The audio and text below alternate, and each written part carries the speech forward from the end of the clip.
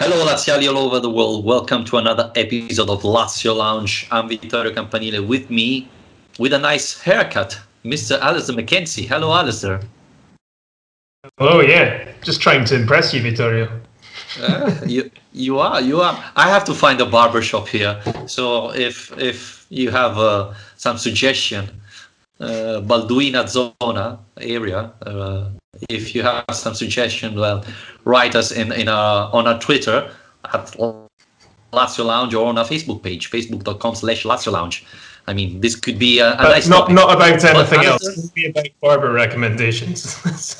absolutely, we don't care That's all about we, the that's rest. all we But want to know. yeah. Anyway, in the meantime, we can talk about Lazio Bologna, right? Waiting for your question, for your answers about a barber shop here in Rome. I think, Alasdair, we have to talk about Lazio Bologna. It was, for me, a very important match and a very difficult because we saw Lazio playing so badly against Sampdoria the couple of days before the Champions League match. And after such a good performance in the Champions League, there could be, a sort of players focusing on the next Champions League match instead of the Serie A. There have been a little bit of turnover, not like Atalanta who changed 7 players, but still, Milinkovic-Savic didn't play, Luis Felipe didn't play, so there was this turnover, and Lazio didn't play great football, but still managed to get 3 points that were really important for me, Alasdair. I don't know if you agree. Yeah, absolutely. I think that's kind of what we were saying after the Dortmund match, was that it was a great result, but we kind of needed it to be the result that was going to turn things around. I don't think any of us will say that the performance against Bologna was as impressive as the one against Dortmund was, but it did do something that we've not seen Lazio doing for a while, which was kind of winning a game relatively comfortable. I say that maybe in kind of air quotes because it was relatively comfortable until 90 minutes was up, and then stoppage time was very, very uncomfortable. But still, it's kind of back to classic Lazio, isn't it? Alberto and Immobile on the score sheet together, 3 points in a home game, and on we go.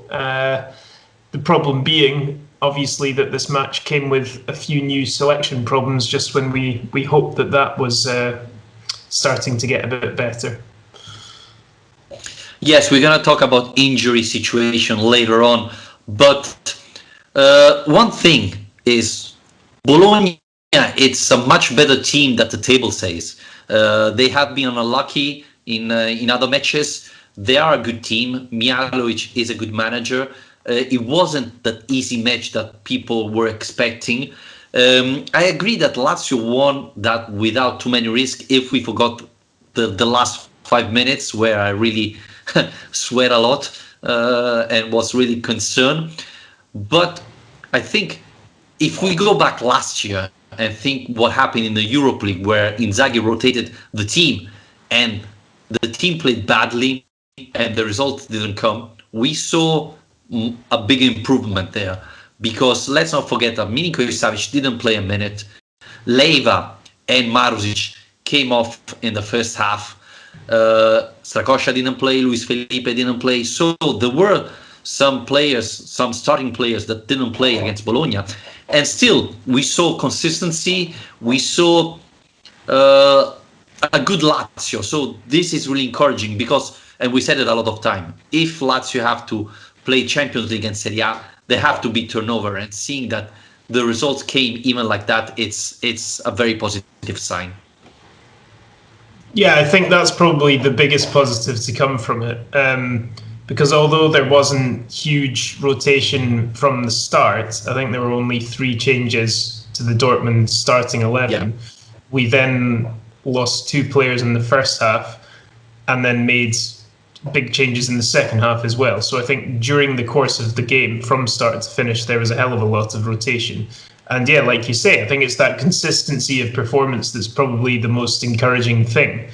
I also agree, yeah, Bologna are a difficult team. I mean, they just have this problem where they cannot stop conceding goals. I think they've gone 38 games in a row without a clean sheet, so that's their issue. But they do have a lot of talent in that team. So yeah, it would have been nice to have the clean sheet from a Lazio perspective. It was a bit disappointing, especially that as Di Silvestri is always an ex-player. But yeah, I think that's the one downer on it, because as much as anything else, I think Pepe Reina deserved it. I was really impressed with his debut. And we saw all 7 new signings on the pitch in the second half. For the first time. Yeah, finally we're starting to see all of these guys getting into shape. I think they're all at differing kind of points in the journey towards being ready. But yeah, Reina for me, I think, was one of the real positives. I thought he had a really impressive match. I wasn't impressed by Reina. I don't think he had an incredible match.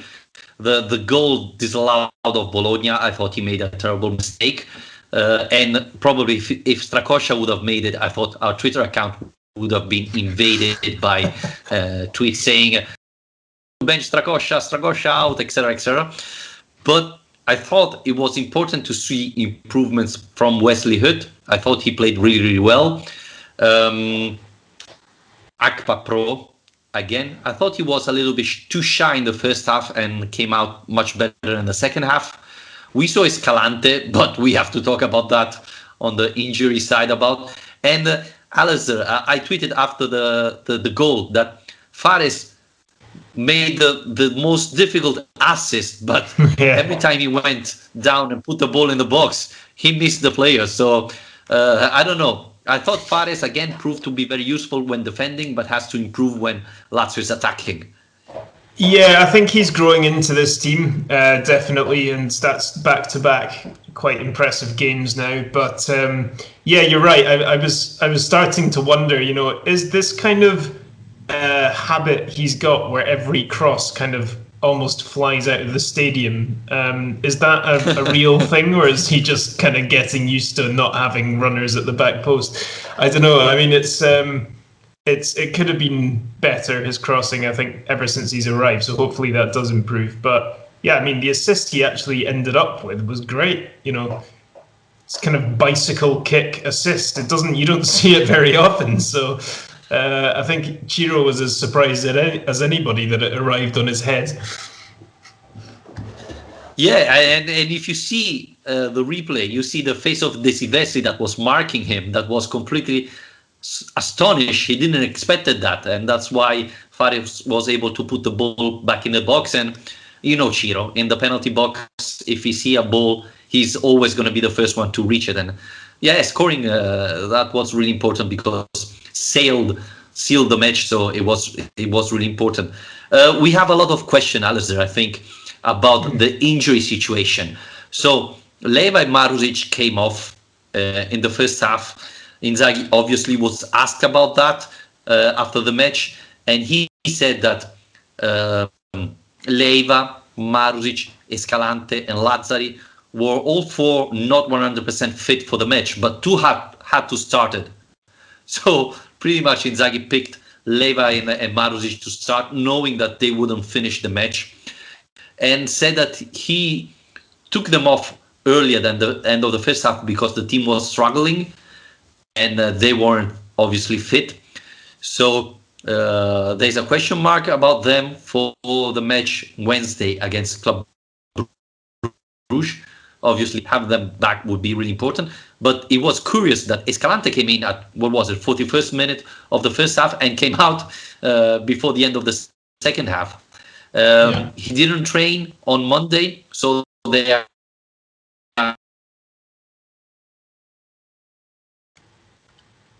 I thought Escalante played well, Alasdair. I thought he's a surprise for me. But yeah, this injury situation started to concern me. Yeah, well, like you say, Wilhelm Simoni was one who was asking us about the status on these players. Oliver Pill was saying it's nice to have Escalante back and kind of fit. How would you rate his performance? I think again, like I was saying with Fares, he seems to be getting into the swing of it. He seems to be understanding better the way the team plays and understanding his own role in that team, and how to get the best out of his own abilities in it. We have to remember he's still not started any matches. So like most of our signings, like Muriqi, like Andreas Pereira, and until very recently, like Reina, we kind of have to give it a bit of time before we can really cast big judgments on what kind of a player we have or what kind of role they can have. I think Escalante is a bit more urgent, though. I think we're probably depending more on him to learn how to play that role quicker than we are with almost any other player, because Lucas. It's such a shame the week we've had with Lucas, because he was absolutely amazing against Dortmund, and then within a few days he's injured again. But I think that's kind of what we have to expect this season, that he's going to be in that position. So yeah, I do like what I've seen from Escalante so far, but it's just a shame he's not been able to stay fit, because if he could, that would really be a huge boost to this team. And Inzaghi said after the match, and I agree with him, that obviously of the new signing, Escalante, Wesley Hood, and even Akpa Pro are the players that are stepped forward. Escalante because he did all the summer training, let's call it like that, at Auronzo, etc. Wesley Hood because he played with Lazio before, so he remembers some of the mechanism. And Aqua Pro, like Escalante, he was already there in Auronzo. All the other signing have arrived later. Fares, we know. Muriqi had even COVID-19. Andres Pereira pretty much arrived the last day of the transfer market, then was injured. So the problem we're facing now is that all the signing except 3 have to adapt to a different football. And then the injury situation of Escalante start to concern me, Alasdair, because we know that Leiva is injury prone, and we need a replacement that instead is able to play, if not all the matches, most of them. And it looks like Escalante is not that type of player. No, it's hard to say, isn't it? Because it could just be bad luck. It's hard to say for players we don't know an awful lot about if it's a feature of them as a player that this is going to keep happening, or if it's just bad luck and bad timing that they're picking up injuries right at the start when we've got so many other problems. I think everyone generally is quite interested in the new signings. It seems to be a theme of the questions we've had and the comments we've had from people, because, like we said, this was the first chance to see all of them at once. But one player David asked us about was Andreas Pereira, what we thought. He said, I know he didn't play for that long and he hasn't been training that much, but from the little you saw, what did you think? Came on for Luis Alberto towards the end of the game. It didn't have an awful lot of time, but again, can you give much of an opinion at this stage of Andreas Pereira? Well, I think he's going to be a very, very, very important player for this team, because we said it a lot of time. Lazio didn't have a replacement for Luis Alberto, a player talented like him. So I think Andreas Pereira can be that type of player.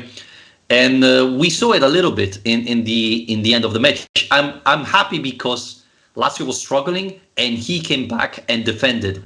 We are not talking about a trequartista who doesn't care about the defense part of his job. He did it. Obviously, he's not 100% fit. Obviously, he's not in knowing how the team play. Coming from Manchester United is a completely different type of football.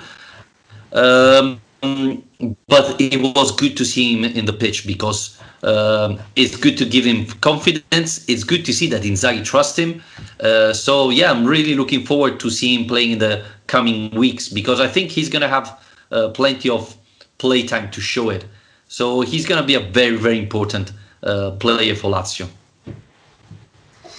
The one thing all of this is making me think, and I know we've talked about it before, so I don't want to reopen old grievances, but it does make you realise the importance of signing players in time to have them in pre-season, because a lot of these issues and the time it's taken to get players in, and the problems we've had with selection and early season form and all the rest of it, is that these guys just didn't arrive until very late in the day. I mean, especially obviously Pereira and Wesley Hoot and Mohamed Fares and Vedat Muriqi. So it does make a big difference, and as a result, we're 4 games in now, and it's got to this stage where before we're kind of 5 games before we're actually seeing all these players at the same time. So yeah, I think that we're starting to get. It feels like we should have already had an idea by this stage of the season. And Alasdair, I don't know if you agree, but Muriqi is definitely not in shape. We saw it against Bologna. He fights. That's something of his characteristic that will never stop. But he really struggled to keep up with the defenders, run with the ball, etc. You can see that he's not in the type of shape that a football player should be. And this can be a problem. It's true that Caicedo, no one said it, but Caicedo didn't play Saturday, and this is really important because this is a type of player that Inzaghi usually uses a lot. So give him a week of rest, a match of rest for Caicedo. I think it's really important because he's a very important very important player. So I presume he's going to start on Wednesday against Club Brugge. But yeah, Muriqi is the most expensive signing we had. And I don't think he's close to his best shape.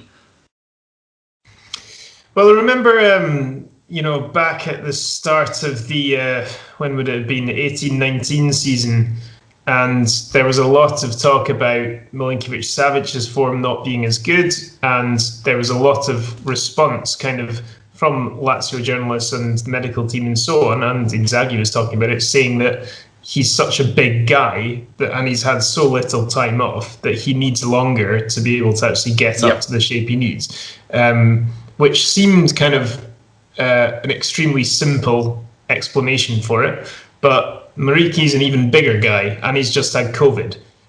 So I think that we have to take into consideration the fact that he's not played football for quite a long time. He's had to be in quarantine for a couple of weeks before coming over, and he's still very new to the team. So, even if he's not necessarily set the heather on fire so far, I think that he's already showing for me that he can have a part to play, that he can make an impact in this team.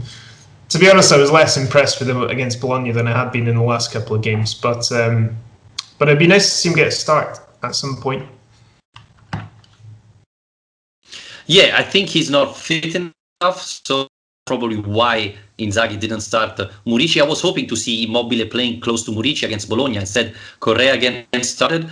Probably against Club Brugge, things are going to change. By the way, Alasdair, we have a nice preview about Club Brugge, right? Yeah, we sure do. Yeah, for our Patreon subscribers, I spoke to Joris Beck, who is one of the co-hosts of the Belgian Football Podcast. And yeah, we kind of sat down together for about 10-15 minutes. And he told me all about Club Brugge. It was quite interesting, actually. I don't follow Belgian football. I would not have been able to give much insight whatsoever about Club Brugge. So he told me an awful lot about the style of football they play, what kind of players we need to be wary of, which particularly is really an attack where they have a lot of very fast players, very technically gifted players, which did worry me a little bit. And also talked a little bit about the Zenit game, which they won, and how much of a surprise that was. The change the way they play a bit between the league games and the European games. Yeah, it was interesting stuff. So if you want to get a bit of background into Bruges before our game, please go and watch it. If you're a Patreon, you can just go ahead. If you're not, you can sign up. It's just $2 a month, and we have all sorts of exclusive video stuff. So it's just part of the package if you're a Patreon good person. Yeah, we have also an interview with a Turkish journalist explaining a little bit what we can expect about Murici when he's going to be fit. So, you have a lot of content there and you support our podcast. So if you're thinking about becoming a Patreon, please think about it because you're going to be a massive help for us. Alasdair, one thing we didn't talk, but the fixture now, it's quite tough for Lazio because we have Bruges away, we have Torino away, we have Zenit away, and then we have Juventus at home. Not an easy fixture for Lazio, especially because you have two away Champions League match, and especially Zenit one, it's far away. I'm not concerned about the weather because it's still not cold enough, but still it's a long trip, and this will complicate things for Lazio. And then afterwards, you have Juventus at home. Yes, Juventus is not playing great football at the moment, but it's still Juventus. So, this is going to be complicated. These 4 matches are going to be complicated for Lazio. Yeah, I mean, Juventus is probably the easiest out of those games, isn't it? Definitely. After seeing what they did against Verona, yeah. Yeah, I mean, you're right, and it's very unusual to be in this position, to be playing 3 away games in a row, especially when 2 of them are in Europe. At least they're west to east. We start in Bruges, we end up in St. Petersburg, stop off in Turin on the way. Yeah. But yeah, I mean that's a big test, for the team. I think it's going to be a hell of a week, really, in terms of balancing for Inzaghi, really more than anyone else, in terms of balancing who can do what, who's capable of doing what, and I think that we already saw that in this Bologna game because of the way he managed the team, because of making the 2 substitutions in the first half, which is an unusual move, but there's no rule saying you can't do it, and then changing a lot of players in the second half. He's going to have to be so careful with the way that he chooses the minutes he gives to who throughout this season, and especially I think in these away games, because traveling 4 away matches, it is a cause of fatigue as much as anything else, and especially when it's causing air travel and right now when it's even trickier than it usually is to get to foreign lands. So with COVID. Yeah. Do you think that having 5 substitution is helping Inzaghi? I think this year Lazio really has a more depth of selection, and we saw it against Bologna, right? All the 7 new signing played, and I think this can be an advantage for Simone Inzaghi now that he has a lot of options. It's true that we have to hope to have all those injured players back, so we don't know what's going to happen with Escalante, Marusic, and so on. But if they are back, I presume Inzaghi is going to use all the time this 5 substitution, and I think he's going to rotate the team. So probably he's going to play the starters next Wednesday, and then maybe rotate the team on Sunday. Yeah, I still get the feeling that Inzaghi is still getting used to the idea of having 5 subs, even though we've had it for quite a long time now. I think he was so set in his ways, as he is with many things, but I think he got so used to this idea of, right, we wait until the 60th minute and then we change our wing backs and change the striker, and that's how we do things, basically. Or maybe bring on Cataldi every once in a while. But now, now he's got a bigger squad. The 7 summer signings have come in, and we've added depth across the squad. And I think he needs, obviously to pay attention with the emergency positions like the centre backs. But at the same time, I think he's just getting a better idea of perhaps how risky he can be, or perhaps how he'd like to change it. And a lot of that, I think, for him is trying to find that balance of, right, how much energy have these guys got, and how can I get the best energy from them for the most time possible? And I feel like that's going to be a difficult balancing act, especially with Alberto came off on the weekend, but we still had Immobile playing 90 minutes. We still have Correa playing 90 minutes.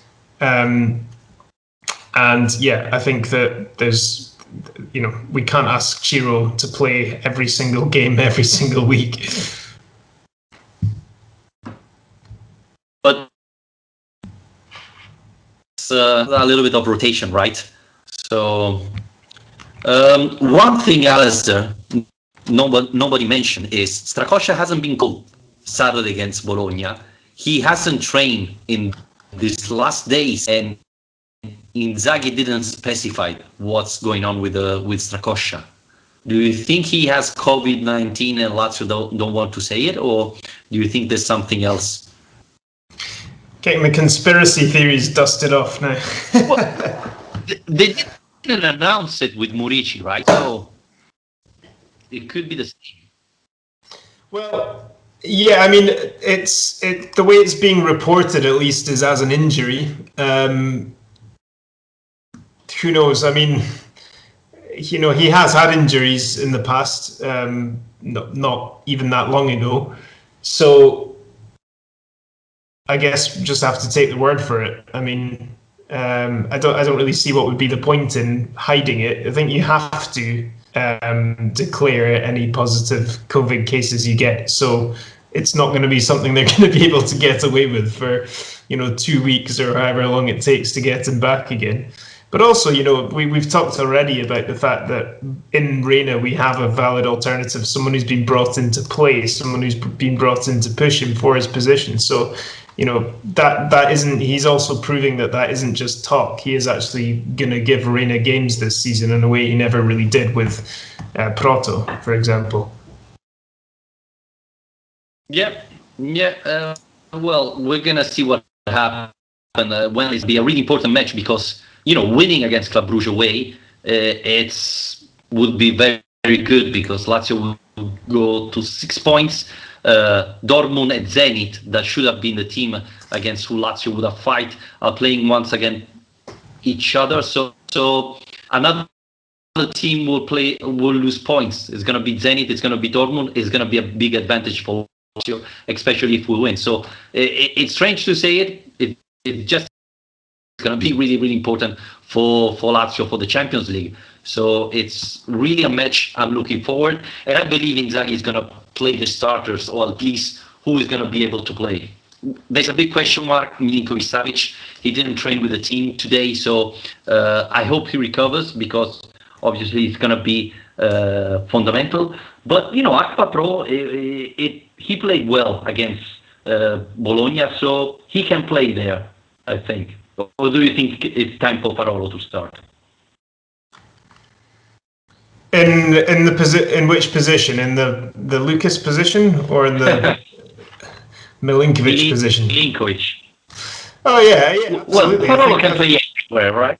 Well, yeah, exactly. Parolo can go wherever he wants. But I think for the Bruges game, it sounds like Milinkovic should be fit again, hopefully.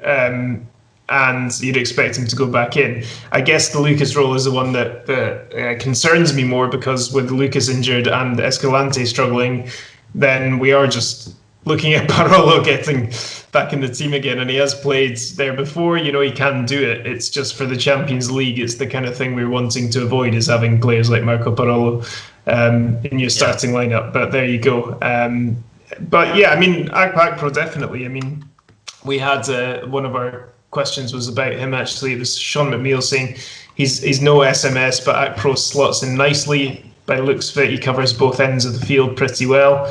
And I think he's absolutely right. He is more of a Milinkovic replacement, because he does do that box-to-box shuttling. We saw against Dortmund that he can get on the end of chances, get into the box. He has an instinct for that.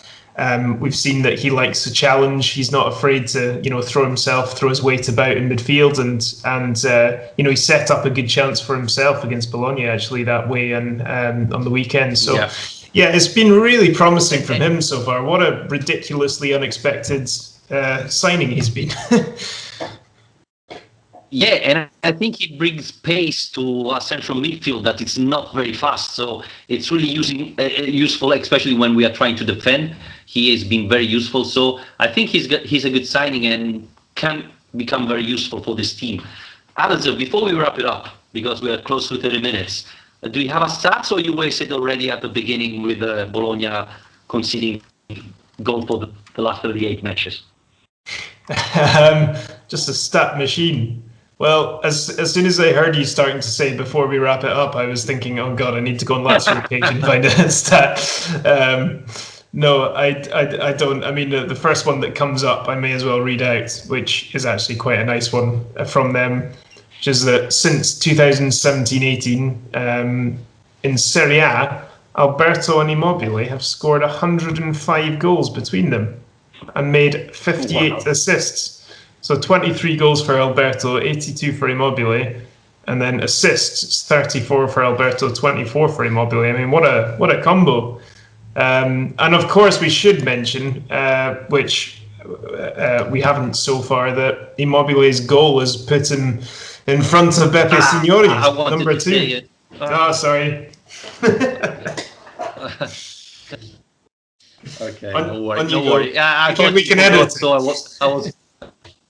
was ready to go for it. Okay, yeah, incredible achievement from Ciro Immobile to pass Signori, and Silvio Piola is not that far, to be honest. So he can get there. So we're gonna see, guys. Thank you everybody for listening. I'm disappointed, Alasdair. I'm not gonna allow you to talk anymore because I was ready for this. But anyway, remember, guys, you can follow us on Patreon, on Spotify, iTunes. We are also on Amazon. So if you listen to podcasts on Amazon, you can find us there on a social platform. So Facebook, Twitter. If you want to support the channel, we are on Patreon, patreon.com/Lazio Lounge. And please rate and review the podcast on iTunes. And we're going to be back Wednesday, Brugge Lazio, live on YouTube and on Twitter. And then again, back for the Serie A. Thank you very much, Alasdair. Cheers.